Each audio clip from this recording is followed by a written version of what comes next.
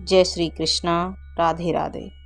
आज हम सुनेंगे भाद्रपद शुक्ल एकादशी, परिवर्तनी एकादशी, डोल ग्यारस या जल झूलनी एकादशी की बेहद पुण्य फलदायी व्रत कथा।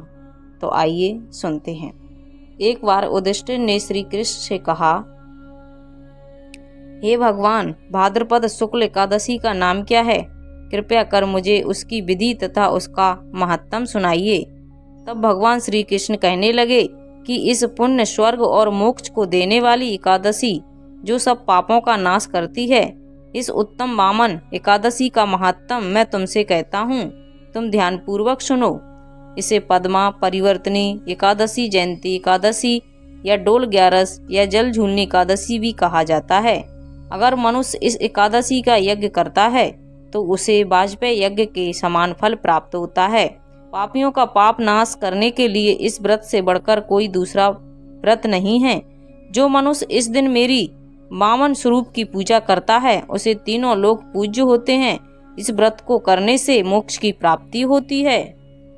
जो भाद्रपद शुक्ल एकादशी को व्रत और पूजन करता है, उसका फल वही है जिससे ब्रह्मा, विष्णु सहित तीनों लोकों का पूजन किया जाता है। इसलिए हरिवासर अर्थात एकादशी का व्रत मनुष्य को अवश्य करना चाहिए। इससे परिवर्तनी एकादशी इसलिए कहते हैं क्योंकि इस दिन भगवान करवट लेते हैं।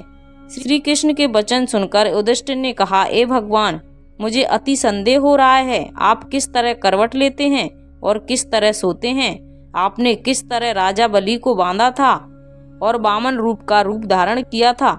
चतुर्मास के व्रत की कथा आप मुझे कहें।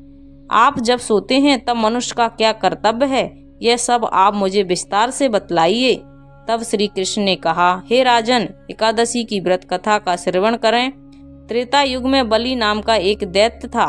वो मेरा परम भक्त था। उसने मुझे प्रसन्न करने के लिए कई तरह के वेद सूक्तों के साथ पूजन किया था। साथ ही वो लगातार ब्राह्मणों का पूजन करता था, यज्ञ के आयोजन करता, लेकिन उसे इंद्रदेव से द्वेष था। यही कारण था कि उसने इंद्रलोक तथा सभी देवताओं पर अपना अधिकार जमा लिया था। बलि से सभी देवता गण बेहद दुखी थे। ऐसे में वो सभी एकत्र होकर भगवान के पास गए। बृहस्पति देव सहित इंद्र आदि देवता प्रभु के निकट गए और नतमस्तक हो गए। वो वेद मंत्रों से भगवान का पूजन करने लगे। इसलिए मैंने वामन रूप धारण किया और यह मेरा 5वां अवतार था। फिर अत्यंत तेजस्वी रूप से मैंने राजा बलि को परास्त किया। यह सुनकर राजा युधिष्ठिर बोले, ये जनार्दन, इस अवतार में आपने दैत्य महाबली को कैसे जीता? तब श्री कृष्ण ने कहा, मैंने बलि से 3 पग भूमि मांगी। राजा बलि ने इस इच्छा को छोटा समझा और मुझे वचन दे दिया कि वो मुझे 3 पग जमीन देगा।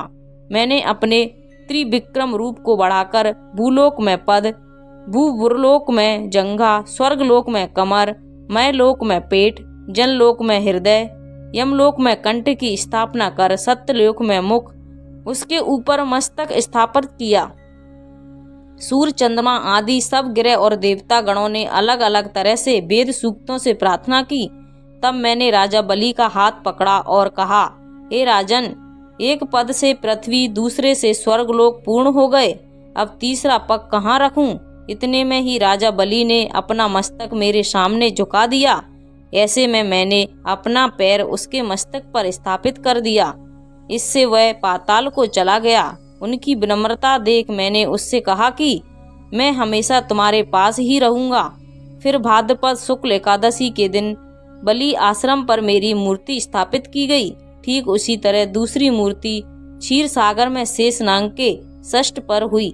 श्री कृष्ण ने कहा, हे राजन, इस एकादशी के दिन भगवान सोते हुए करवट लेते हैं। ऐसे में इस दिन भगवान विष्णु का पूजन करना चाहिए, जो तीनों लोकों के स्वामी हैं। रात्रि जागरण समेत तांबा, चांदी, चावल और दही का दान करना भी उचित माना जाता है। अगर इस व्रत को विधि पूर्वक किया जाए तो व्यक्ति सभी पापों से मुक्त हो जाता है। इस दौरान यह कथा पढ़ने से व्यक्ति को 1000 अश्वमेघ यज्ञ का फल प्राप्त होता है। तो ये थी हमारी परिवर्तनी एकादशी या डोल ग्यारस, जल झूलनी एकादशी की बेहद पुण्य फलदायी व्रत कथा। अगर आपको अच्छी लगी हो तो प्लीज़ चैनल को लाइक, शेयर एंड सब्सक्राइब कीजिए। साथ में बेल आइकन को ऑन कर लीजिए ताकि जब भी लेटेस्ट वीडियो अपलोड करें उसकी जानकारी आपको सबसे पहले मिल जाए। और कमेंट में ओम नमः शिवाय अवश्य लिखिए और इसी तरह की कथा व्रत कथाओं को सुनने के लिए चैनल को अवश्य सब्सक्राइब कीजिए। Thank you.